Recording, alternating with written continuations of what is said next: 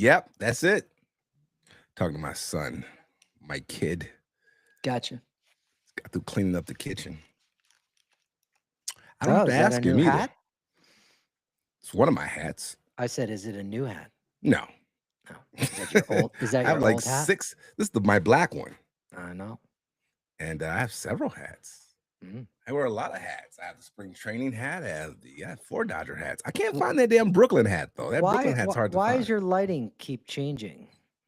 Like it keeps Don't getting go changing. dark and then it gets light and then. Hey, watch that. No. Probably got too much the blinds there. Mm. Too much cinematography backlighting. Yes. There you go. Now I can see your pretty face. Yeah. I'm rolling. Rolling with the homies. So is Patricia there? Or you guys No. went to lunch? I was misunderstood. She's going to lunch. Patty Without went to you. birthday lunch with her girlfriend. It was Jessica. yesterday, right? Her birthday was Yes. yesterday. Yes, but she went to lunch with your friend.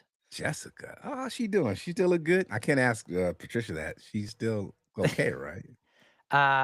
She's in No, she has think she's cancer. in remission and she's Oh. recovering from her treatment. So Okay. and she is looking better.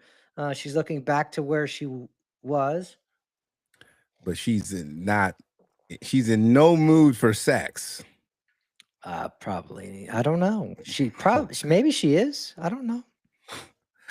Those kind of questions get you in trouble, son. We're live. So I asked you. We're live. I asked that question. Oh gosh.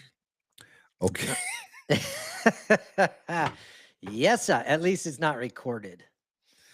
Yeah, it does. Oh, good. Good times for you. Thank God I don't have any listeners, no watchers. Yes. Okay, I'm joking. We were just reading some sides from a script we were doing. I was auditioning for you. You're a director. I was auditioning. Act. I was playing a lech scene. Yes. Okay. Yes. We're rolling. Let's go. Let's do this. It's about 20 minutes of this and our 30. How are you going to do it? No more than 30. Whatever you want. That's what she said.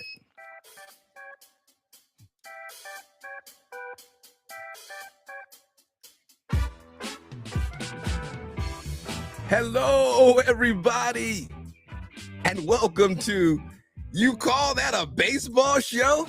What? I am Dr. J, working title. I am Dr. J with Mateo Ribaldo. Ribaldo. You start saying your name. I always mess it up. I am and have ever been Mateo Ribaldo. Ever. Did you ever have an alias when you were a single man? What was your alias? Maybe it was Mine was Mateo. Jeremiah. I told her, hey, baby, my name is Jeremiah. I don't know. My alias just became my entity. I don't know. Oh, whatever it is. He had so many of them, you can't keep up to them. Nah, it depends who I'm talking to. Family calls me, Maddie. Select few call me Matthew because that's what my mother called me. And, well, women aliases. When you're single, you went out to a club. What was the name you get? Mateo would have been cool. I'm Mateo, baby. Mateo. Yeah, that's cool. Yeah. I went with Jeremiah, and I ended up naming my son Jeremiah. Oh, look at that. He got your alias. He got my alias. So we were somewhere with me and my wife, and before my sons were, well, after my first son was born. Yeah. Because I told her my name was Jeremiah when we first met. Her dad died thinking my name was Jeremiah. Oh my goodness. That's an alias going on way too long at that point. It did go on for a while. When her dad passed away, finally, our families met for the first time. He came over the house. And all her mother and her niece and nephew were all calling me Jeremiah. And we were eating. And my mother didn't catch it at first, but then after a while, my mother said, "Who's Jeremiah?" and they're looking like, "That's Jeremiah." That should be your baseball name. Just eating. Jeremiah Gray. I should have did that. And then my mom said, "His name is Jeremy," and everybody's like, It's a big conspiracy. And I started eating faster. Like, yeah, I don't know what you're talking about, whatever, like that. But we were at a Red Lobster, the one over there on Wilshire Boulevard, and long after that. And then finally, we was waiting in line. And then all of a sudden, I hear Jeremiah. And I'm like, oh, crap, it's a woman's voice. So I'm trying not to act like I didn't hear it. And my wife, who was my girlfriend at the time, says, that girl's calling you, Jeremiah. Yeah. And I looked back reluctantly, and it was an old, small flame, not a big flame, just a small flame. And I was like, hey, how you doing? And she was a friend. She kept on walking. Hey, how you doing? La, la, la, la. Okay, where was I? So every now and again, that's my fear. If I hear someone yell out, Jeremiah, a woman's name, I'm like, oh, who's that? So that's my alias there. Wow, that is trouble walking right there.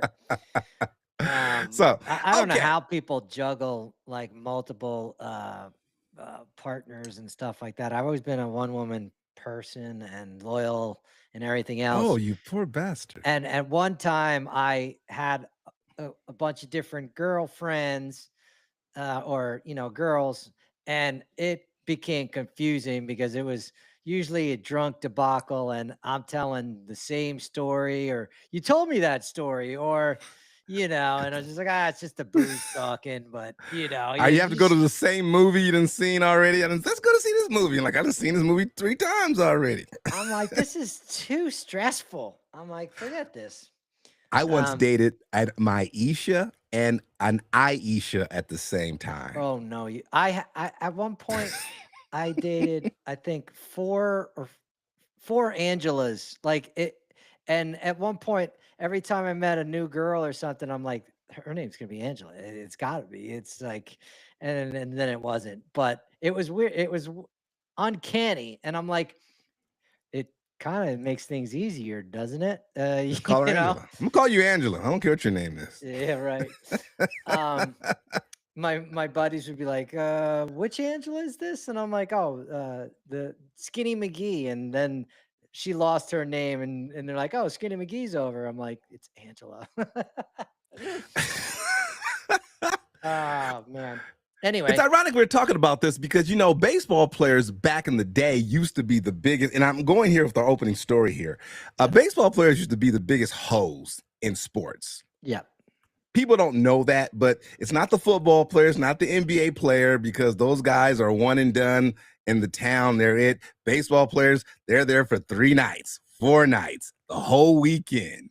And not only that, but the looks of a baseball player, if you look at the different sports, most of the football players, at the time we're talking about, they were gruffy looking, and rough, big, oversized guys. And the basketball players the same, and the hockey players, they're a bunch of goons. And then you had the baseball players, and the baseball players were handsome guys, Handsome guys, weren't overly big, normal looking size. And they had a certain, they didn't have a helmet covering their looks. They're out there, I'm sure all the other, and they're smarter. They're the smartest athletes. Yeah, they're the smartest athletes. Yeah. They are the very well-mannered athletes. So I used to work with Steve Yeager back in the day, old Dodger catcher, and in a sports station, and he used to tell me all these wonderful stories about on the road back in the 80s. But it's not so much a thing now because the newest rookie sensation, and we'll get to baseball, is Connor Griffin. Have you seen him play? I have not. He's 19 years old. The Pittsburgh Pirates said, we're going to stir things up here. He's the baseball coming to LeBron James, and let me tell you, he's the real deal. He's 19 years old. He's 6'6", 220 shortstop. Wow. Yes. First at bat, I saw him last week. I forget. He could just drop his glove from a standing position on the ground and probably catch the ball because he's so long. He's a long guy. He could have played basketball, football, and his first at bat in Major League at bat, he doubled and came around to score. So he just signed a 6-year, $148 million contract with the Pirates. Wow. At 19. which is a great deal for them and him because what? In 6 years, he'll be what, 25? Right. And we could re-sign like for $800 million contract then if he's worth it.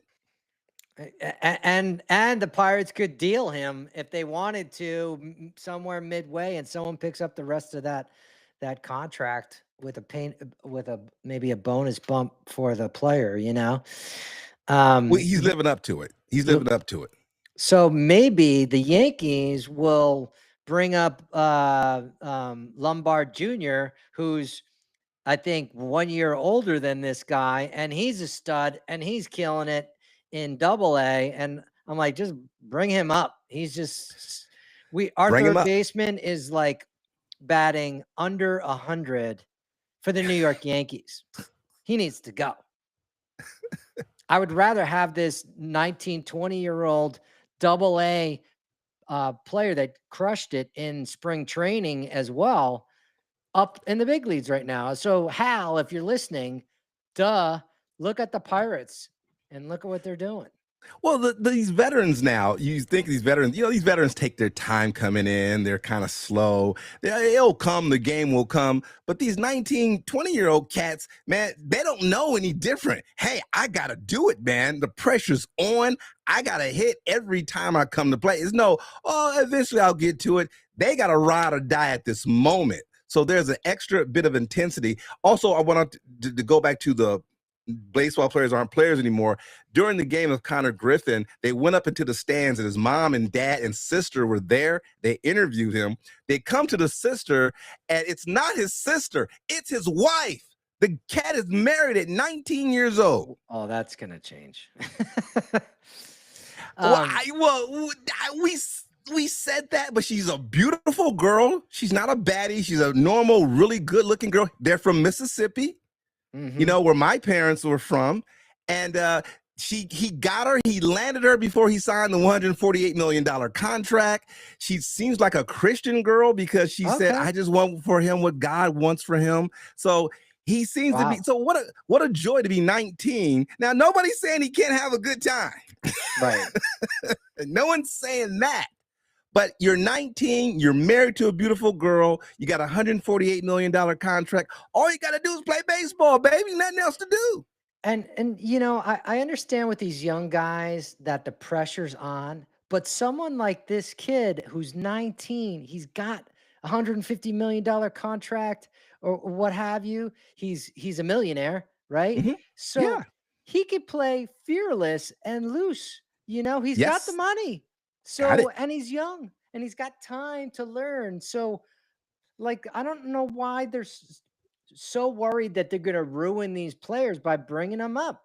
Like the whole Jabba rules back in the day when they had Jabba Chamberlain as a pitcher for the Yankees, and they had all these rules, and the kid couldn't breathe as a professional, and just let him play. It's baseball. It's not,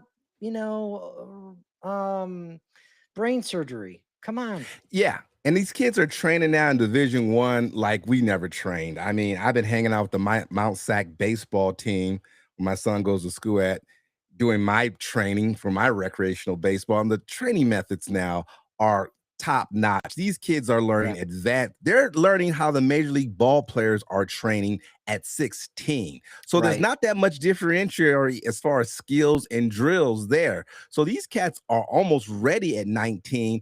And I don't think they're going to be spoiled. I think they're going to learn the game young. The intensity is going to be there. Like you just said, he ain't got to worry about paying bills, his contract. He is locked in for 6 years. He's married. He doesn't have to worry about all these pressures of women. I mean, he's going to be able to play ball and focus and almost get him before he develops any bad habits, right? Yeah. He doesn't know anything about bad habits. All he knows is let me go out there and set the world on fire. And baseball is an easier game to do that with. And I know that I can't stand this team, but I'm going to quote something that was played in the Astro Dome at the time. Let them play. Let them play. Let them play. Bad News Bears breaking training, right? Yes. And breaking training. That's what they need to do is let these young bucks come up and let them play. If a guy from Colorado is playing third base for the Yankees and he's batting .077 or something like that, You need to get him out of there. you need to get him out. And Yeah. oh, what are you worried about bringing him up? Oh, they're going to get hurt. They're young. If they get hurt, they're going to recover and they're going to be playing. It's so I don't understand it. I understand like maybe saving a pitcher's arm or something like that, but these position players, let them come up and learn. It's better than these insta outs that you're watching in your bottom of your lineup. While the guy's still getting warmed up.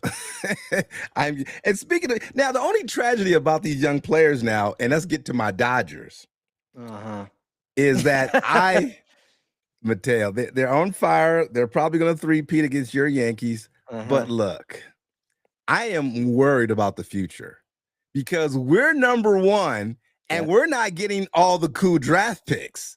We don't have any homegrown hardcore talent. We've got nothing but free agents for the next 10 years. When the Ohtani era is over, I mean, that's going to be it.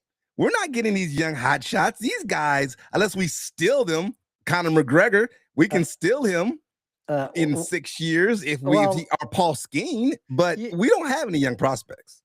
You've got the giant bank account that just rolls out a dump truck of money and you buy everyone at this point because that's what you guys are now known for. So I don't think you have to worry about your farm system being small or short because you will just call up the Pirates and be like, oh, by the way, here is a new stadium and just give us your best player. Well, Dodger update. Mookie Betts is hurt. He's got a oblique strain. Running around the bases. Shohei is coming along. Andy Potez is on fire. He's batting like 500. He's the number one hitter in the league right now. Most hits. He's on fire. Can do no wrong. We swept the Nationals. We ain't saying much. And we did have the World Series repeat with the Toronto Blue Jays, and we beat them 2 out of 3, scoring more than 10 runs, which shows me if we were hitting last World Series, it probably would have been like 5 games opposed to 7. So we obviously had the talent. Michael Conforto is no longer there. He's in Chicago pissing off the Cub fans, apparently. Yeah. Well, he's still doing striking well, out. Actually, in the Cubs. When? He just had a 3-run home run. Oh, he just had that. Well, he was 0 for 7 before that. And the Cubs got a deal. He's got a $2 million contract. So he went from $17 million to $2 million this year. So it's a steal no matter what. So remember I told you that the Dodgers and the Blue Jays are going to have a tough time because you guys haven't been hit by the injury bug. Mookie has, and he strained it probably swinging the bat, not running the bases. I think so. I saw that at bat, and he didn't swing at all in the at bat. It was a walk, and then Freddie Freeman hit a double, and he ran all the way from first base, and that one he got pulled out. So I don't know if it was hurting before he stepped up or running the bases. You're pulling all oblique, swinging the bat, for the most part, and then maybe on deck circle. In the on deck circle, you guys have been healthy for the most part, like your stars, and so. The Blue Jays are not going to have the same season. They don't have Bichette and that chemistry, and their pitchers pitched out of their shoes last season. Are they all going to have this great season again? And like you just said, you guys hit. So it's not that you weren't hitting. It might have been that the pitchers were better, for last season. So they weren't hitting. They lost 6 before they beat us in that 3rd game. They had dropped 6 straight. So they have a lot of injuries though. Yeah.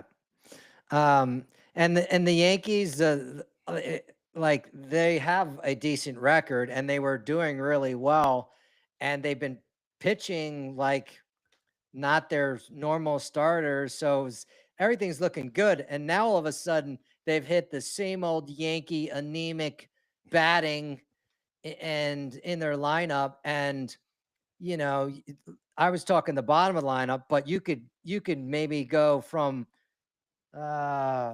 maybe the 5 spot all the way down the lineup all the way down has not been performing. My brother, Judge is really like all in the tank, and I love Judge. And to be fair, I think that square that surrounds the plate, the catcher should be lower for him.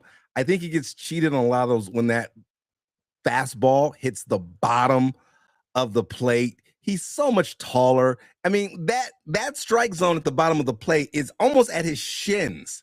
no, It's I like know they that's so need to. I unfair. don't know why the box isn't moved up. It should be based Yes. on. So this If is he was from my 10 feet tall, you would need, if he was a 7-footer, you couldn't have a strike zone there. I don't know why a 7-footer would want to play baseball, but but you're right. I think his should be moved up. So I got this from my brother earlier this morning.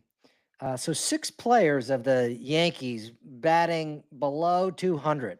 You ready? Ooh, Your yikes. buddy, Jazz Chisholm Jr. Mr. 50-50. He's supposed to go 50-50 this Yeah, year. he'll That's what be he lucky said. if he gets 2020. 2020. Yes. You got to get on base, Jazz, to get 50 bags stealing. And we won't even talk about you getting the ball over for a home run over the fence. So Jazz is batting 190. Ooh, Jose Caballero is batting 143. yikes. Trent Grisham, who we re-signed for 22 million, great Don't job, say it. Cashman, by the way. He's batting 167. Oh, wait, and wait, he's wait, wait. batting first in the How are lineup. you guys 8-4? Wait, it gets better. Okay. Our third baseman, McMahon, I was wrong. I thought it was .077. It was .080 is him. Our backup catcher is batting .000. Oof. And Wells, our starting catcher, is batting .185. So maybe he left his bat in the Dominican Republic. We don't know. But how the hell, Yankees, are you going to have this kind of lineup and be competitive? And right now, the Yankees pitching staff is the best in the MLB, and they're pitching. Their ERA is like 2 something, like 2.14 or something crazy. And so in the minors, we've got the Martian Dominguez. He's batting, I don't know, 357. You've got Jones, who's mashing constantly. He's well above all these schnooks in the Yankees current lineup. And then you got Lombard Jr. in Double-A crushing it. And they all had an awesome spring training, Mhm. So why are any of these 6 players in the Yankees lineup, why aren't they bringing someone up and just benching one of them? Oh, they're going to figure it out, Cashman. No, they're not. Like, these are the same guys that were anemic last season. Why do you? It's insanity expecting the same thing to yield a different result. So Mhm. I don't know how the Yankees are as good as they are because the pitching. That's why. And Aaron Judge will be Aaron Judge. I'm not worried about him. He's batting 250 something. Well, Trent Grissom will be Trent Grissom eventually, and Jazz will come on. They're not going to stay under 200. You know that. Well, the latest spin on Jazz is like, well, it's too cold for Jazz right now. Once it warms up, he's going to warm up. His bat's going to warm up. And who said that? Boone didn't say that, did he? What? Yeah, they said that. Oh, God. So Jazz, who is notorious for saying, I'm going to do 75%, because when I do 100%, I don't do as well. Well, maybe Jazz, when it's cold out, try to do 100%, which will really equate to your 75% during the regular warm part of the season. And then you'll be hitting better. And then we'll talk about maybe 30 for 30, but not 50 for 50. All right. Did he actually say that? He needs a PR person if he actually said that. He said that in front of a microphone. I don't know if he said it or someone said it in an interview. Look, I don't know, but it was said and it was documented on the MLB app. Oh, and gosh. so he may have said it. I don't know. I hate the fact that when they interview Mookie Betts, he's so short and like I don't know, almost like he's mumbling. But I'm actually thankful for that when I hear something like Jazz Chisholm go off at the mouth saying stuff like that. Well, I love Jazz though. I love Jazz. Jazz may have not even said it. I may be misquoting him completely, but it's It on the sounds like something record he'd say. somewhere. Someone said it, and that's ridiculous. So let's talk about, since we were talking about the strike zone and Aaron Judge, let's talk about the ABS system. Are you still a fan at this point? I'm still a fan. I like it. I like it. I like it. I've been watching all kind of games and I've seen it being used. I don't think players should use it in the first inning. I think the Dodgers don't use it enough. I think Dave Roberts is probably telling them, listen, let's just lay off of that until the like 7th, 8th inning. So I think they let some pitchers get away. I saw in the bat with Andy Padez, he let a couple. Freddie Freeman and Andy Padez, they let a lot of stuff get away, a lot of high pitches and outside pitches that are strikes. So I like it. I'm not complaining. It doesn't take that long. It's nice to actually see it. The umps don't seem to get frustrated by it. And there's one umpire who apparently, I wish I would remember his name. There's only one umpire in Major League Baseball who's never had a call overturned. And I guess he's like gonna get a raise about this. So I'm a fan. What about Mr. you? Automatic. I'm starting to grow to like it more than I did. However, I think that some players should maybe not be allowed to challenge. Like who? Like if you're batting under 100 or you're batting under the Mendoza line, as you love to put it, you're not allowed to challenge the call. You're batting in the, 265 and up. Maybe you got a better idea of the strike zone, but all those guys that I told you about on the Yankees, they should have a gag order that they're not allowed to challenge the call. They need to see the ball in order to be able to challenge the call. And I've seen Jazz already challenge a couple of times and be wrong. And it's just like, dude, you are not that good right now. You may be good, but not right now. So maybe, trust the umpire a little bit. I would say the only adjustment I would make is that if you ask me and they say, Dr. J, what do you do? I would say that let's push it back until the 5th inning. No challenging in the first 5 innings. And this led to the 5th inning where the baseball game is halfway over, and then start doing it then, because I think it'd be really exciting after that. But calling it in the first inning is kind of like, come on, guys. I mean, we're all getting warmed up here. Well, the other thing to also consider as a player is, say you do call it in the first inning, right? You haven't seen enough pitches to know what type of strike zone this umpire is going to have, because eventually you're going to be out of challenges and you're just going to have to know the strike zone based on this umpire that's playing. So to do it in the first inning, there's not a lot of collateral damage on the field, that could happen. If the bases are loaded, Aaron Judge is up and it's a called strike and he's out and it's the first inning, well, maybe that might be a time to challenge, because play the challenge to what's going on in the field. The situational hitting, situational challenging the ABS call, don't you think? Yeah, absolutely. It'd be more interesting if there's a guy on base and there's a question, especially on 2 strikes. Yeah, I'm all for it. Yeah. But first inning, second inning, third inning, I don't think so. I think everyone should be like you said, no. Unless, again, if it's someone that is notorious for being able to mash and its bases loaded and, there's 1 out, not say 2 outs. Yeah.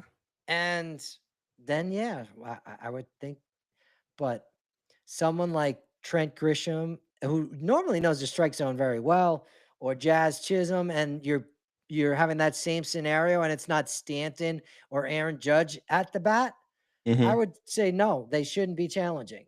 Yeah, Maybe if you're a rookie too, like Connor Griffin, maybe you shouldn't be challenging. And Right. you're right. It used to be a time that rookies didn't question balls and strikes, right? Yep. You get thrown out of the game if you question an umpire or get a bad rap for that. Mm-hmm. So yeah, it takes a certain eye. I personally couldn't do it. My time playing baseball, even now playing recreational ball, I don't know unless it's just totally way out of the strike zone. I wouldn't know, be able like, I don't know if that was a ball or strike. From my advantage, the catcher obviously has a great view of it. Yeah. Maybe the pitcher, but to be a hitter there standing on the plate and saying, "Oh, I think that was too low." I mean, it takes experience to do that. Yeah. And I'm surprised they do it in the college system. They're doing it. And I think the best player to call it, except for some catcher of a team that we played that was terrible at it, most catchers should be the one to challenge. The pitcher has the best view of it, but they've got an ego the size of, New York State. And they should not be making that call because they think everything's a strike. Everything's a strike. Where the catcher's probably got the best head on his shoulders for that call. But someone who probably be really good at calling balls and strikes, Juan Soto. He Mets are doing well. And the Mets are doing better without him, which it's a pleasure as a Yankee to know. Mets look good. They say they're going to be the Dodgers' #1 competition this year. We'll see how it goes. We got their closer, Edwin Diaz. Did you see the trumpet play at Dodger Stadium? Oh. They had the live girl playing the trumpet, Tiana Taylor. She was playing the trumpet, and he hasn't disappointed. Every time he's gone out, he's closed the door, man. That guy is a beast. I never paid him that much attention because he was in New York, but that guy is a beast. He closes it down, and I love him. I'd love to say that the Yankees have a beast in Bednar, but Bednar is showing some chinks in his armor, and he's been getting into trouble early, and he's lost some games for us. And I want him to keep his head on straight and go out there fearless and a warrior that he's known for, and not get in his head and be a mental midget on the mound and continue to thrive. But right now he's struggling. Well, before we go in this last minute, the ABS, we decide we like what we see. If you ask me, I would put it back behind after 5th inning. Then we can do it. Then it gets really make that the rule. I agree. Just wait till 5th. You can't challenge until after the 4th inning. Yeah, you're halfway home. It'll definitely put more drama to the game. But also coming up next year, I don't know if it's next year or the year after, they're coming up with the check swing challenge. What? Did you hear about that? Oh, you didn't know? No. They're working on the check swing. Now, this is totally unnecessary because the first baseman and the third base coach have a clear view of it. So I think this is a complete waste of time. Occasionally they do. I will give you that much. But they're working on that. Better than the ABS, I have to say, because there's so many times where I'm like, he didn't swing at that. Well, it's got to go through the minor league system first. They have to work out the kinks, but that's the next thing. Did he swing or didn't he? That's the next challenge, and that's going to be fun to watch. I think they need to perfect that I guess rule in a way. Like, how much of the bat needs to cross the plate in order for it to be considered a swing? And from what length? Is it just the end of the bat has to cross over the plate? Is it 3/4 of the bat needs to pass the plate? I think they need to really dial that in, because sometimes it's the heel of the bat that is passing the plate, and they're able to, I don't know. Yeah, I agree. If it goes like parallel like this, you see my hand, I think it's a swing. If they're able to keep the knob in the front, but you're right, if it goes a little too much in the torso, is a little too much, it is a swing. It depends on how close the guy is standing up on the plate or how far back he is. So a lot of that depends on the situation, but it's going to be fun it's going to be fun to watch them try to figure that out. I think they're going too far. It's going to be fun to watch, but I don't know. I'm nervous about this one.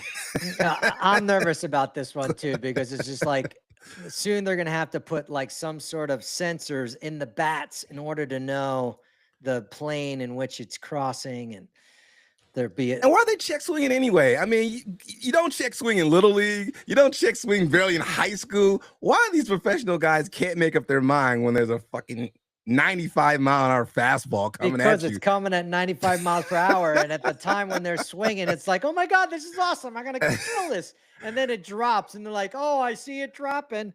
And they stop themselves. But I think it must do major damage to the wrists and the obliques and the shoulder. That's probably how Mookie got it, right? You're right. He probably did. Looking back at that bet, he probably did have a check swing, because you're holding up really fast on that, and I can see you go, oh! You stop the inertia of the body. That's going to cause an injury. I like those guys that used to, like, back in the day, they kind of twirl the bat with the check swing. They do a little that, that. Like Tony Gwynn was like that. He would twirl his bat. That was his check swing. Yeah. But these guys are like, before we go, what's the deal with a batter being in the box and then just standing there showing the pitcher, I'm not going to swing? Like, why would you ever take the pressure off the pitcher? Always stand like you're going to mash the ball. And like, I see it all the time. And I'm like, Bellinger does it from time to time. And I'm like, why are you giving the plate up? Because he's got a free pitch now. And not all the time the pitcher is able to pitch a strike, but I know for damn sure Bellinger's not swinging the bat, or a batter's not swinging the bat. So why do it? What is that, an ego thing? What is that? I couldn't answer that at all. I saw one clip online where a guy was doing it, and he did it once, and then he hit a home run the next. I can't remember the name of it. I think Mookie has done it. Mookie does. Mookie doesn't hit swing at the first pitch, period. So he's always kind of relaxed there the first pitch. The scouting report said he's not going to swing. Yeah. Now, in the 80s, the San Diego Padres had a guy, I can't remember his name. I think he had a French name. But he literally, do you remember this guy? He had a mustache, and he would literally stand there like this. That was his batting stance on every pitch. He wouldn't swing, he wouldn't check or nothing like that. He literally stood there like this, and then the ball would come, and then he would up his swing and hit. He was a pretty good hitter. Yeah. I can't remember his name. His 80s San Diego Padres, the old uniforms, but I could see the guy. He always had this very relaxed tone. Like the bat was pretty much on, like he wasn't going to swing, but he did it every pitch, and it worked for him. I mean, he was like a 280 hitter. It's possible that relaxed stance in the opening was his way to, sports psychology, just to center himself, be calm, and not put so much pressure on him to, be in a swinging position and to calm himself. Maybe that's why he did that. My hitting coach, I have a hitting coach now. We talked about rotation, and we did an exercise on the tee where I kept the bat on my shoulder, and he wanted me to turn that way and hit the ball off the tee. So much to the point now where I'm darn near in my regular stance, keeping the bat close to my shoulder at that time, just to remember to rotate. So you're probably absolutely right about that. You're trying to be calm and relax. Everybody can't be, what's his name? Gary Matthews at the plate. Yeah. Right. That guy never stopped moving. Mickey Rivers, he had the wild stance. He'd be really crouched down super low, and talk about messing up the strike zone. The pitchers couldn't hit the strike zone because he would be short, and he would also slouch down, and he would have his bat way behind his back. So did Ricky Henderson. Remember, Ricky Henderson had no strike zone. It's like that guy would crouch down so low, he'd be like the catcher, as low as the catcher. And that made them great hitters, man. Man, it's great talking baseball with you, man. Yeah, always. We had a great show. Yeah. So I look forward to the next one, buddy. World Series prediction, still Dodgers, Yankees, Dodgers in 6. I know it's definitely not going to be the Red Sox. They're in the basement right now. They had such high hopes too. It's still way early in the season, but even so, it always makes me happy that they're, in the basement. But yes, Yankees in 5. Yeah, for sure. All right. I'm Dr. J, and that's what's your name? Mateo Roboto. This has been another episode of You Call That a Baseball Show? What? Talk to y'all next time. Peace. Cool, man.